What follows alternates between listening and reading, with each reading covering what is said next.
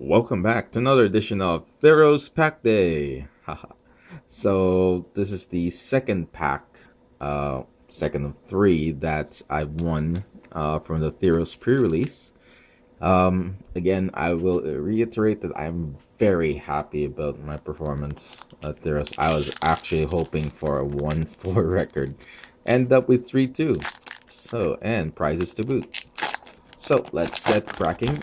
And just like the other pack, I will go through a couple of comments because of how how it worked for me at the pre-release, how it worked against me at the pre-release, or just how awesome the art is. This is awesome art. Lightning Strike. I don't know if this is a reprint. Look at that. Great. It's essentially a lightning bolt. But 2 to cast for 3 damage is still pretty good. And it's an instant. So it worked well for me a few times. One thing to note though too, especially in the pre-release, there are a ton of creatures that are higher than 3 toughness. And unfortunately, this is the most powerful actual direct damage that they have in the set. So unless you'd like to do a 2-for-1 with Magma Jet or Spark Jet, there isn't that many that this can deal with.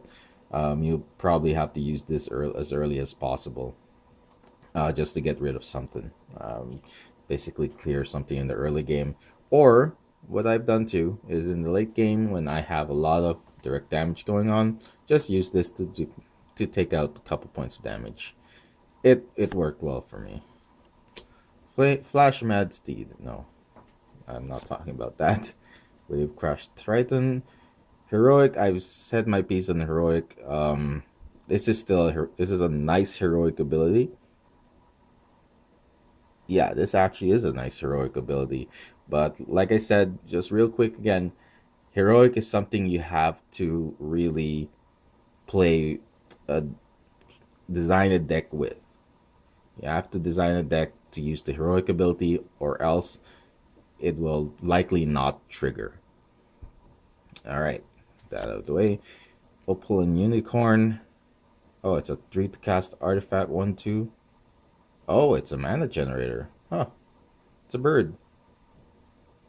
Birds of Paradise. A very expensive Birds of Paradise, but still. Oh, that's not too bad. I think Birds of Paradise looks better, but whatever. Hopeful Eidolon. 1 to cast, 1-1, lifelink. This has been used very well against me, simply because it's been put on a large creature. Against slower decks, my own Path to Battle deck, there we go, wasn't very good. So putting that, once the board stalled, they put this on a large creature, give it some evasion, and yeah, still it's ultimately not that powerful. I guess this is not something you'd want to build around. That's one thing. Maybe if you get a heroic deck, right? Because you get lots of heroic creatures, and you may want cheap enchantments like this.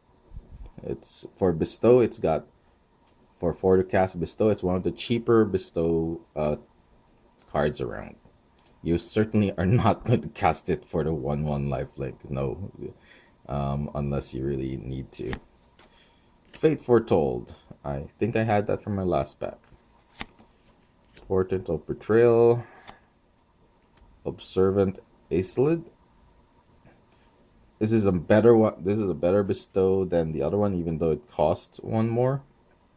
But still, Vigilance and +2/+2. Awesome. Defend the Hearth. Prevent all combat damage that would be dealt to players this turn. A fog. Nice. Well, not too nice, but still, it's a fog effect. Combat trick. Agent of Horizons. 3 to cast, 3-2, not too bad. And if you have blue mana, Agent of Horizons can't be blocked this turn. Not bad at all. Now we're up to the uncommons.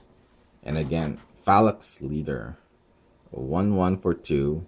Whenever you cast a spell that targets Phalanx Leader, put a +1/+1 counter on each creature you control. This is powerful. I wish I had this in my white pool. Then I definitely would actually have played black-white, red-white heroic. Because this is absolutely awesome.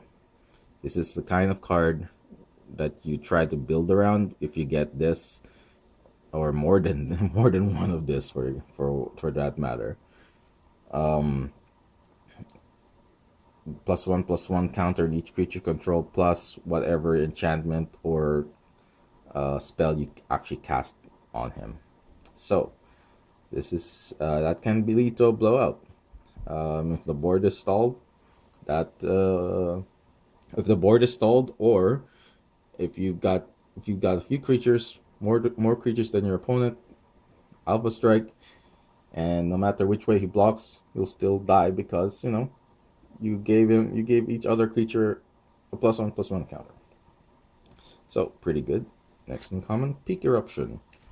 I've already mentioned this from the last pack. I don't want to play against this with my red deck. That would be bad. 3 damage and destroy target mountain. Wow. Although against a mirror, I think I can slide this in. That'll be cool. Coordinated Assault. 1 to cast. Up to 2 target creatures each get +1/+0 and gain first strike until end turn. Now, I'd like to just really quickly go on this. If you've got 2 Phalanx Leaders and you cast this for 1 mana, you activate each of these. So Heroic can only activate once per spell, right? That is if if this targets the same creature.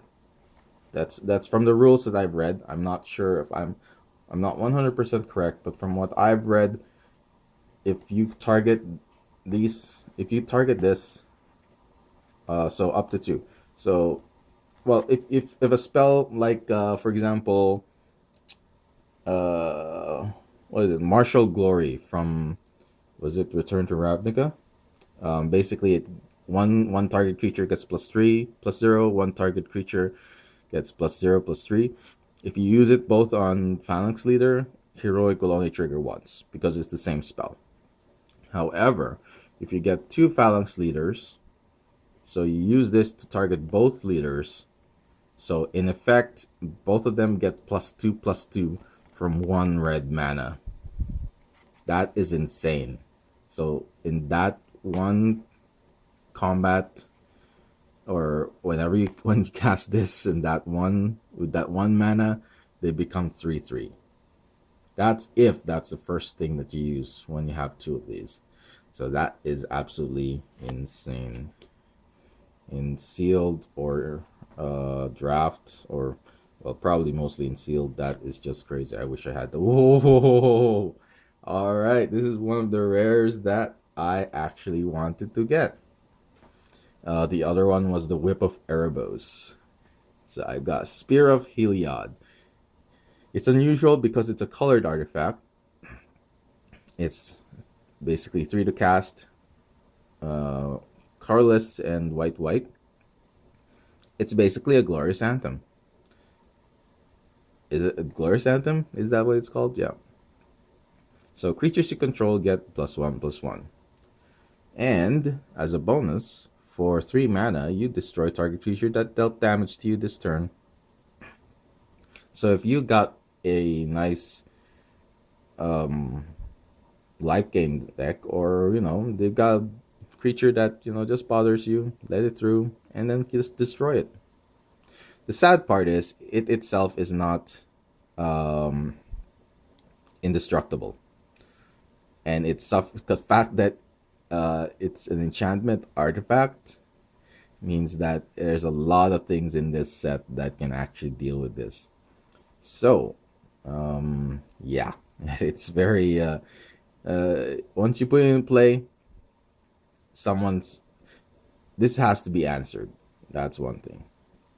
And I think this in constructed kitchen table stuff, or even I don't know if it really fits even in a constructed standard deck. Um, but in any case, this will be answered really quick. Once they know you've got this, they are saving all their removal for it. All right, plus anything else that they've got. Then you got an island, and the add card flag. Why they add cards? They should at least have tokens. All right. Well, I am very excited pulling this, and yeah, hopefully my third pack will actually be something better. I hope, maybe a god. But we'll have to wait and see for that. Well, thanks for watching. I'll talk to y'all later.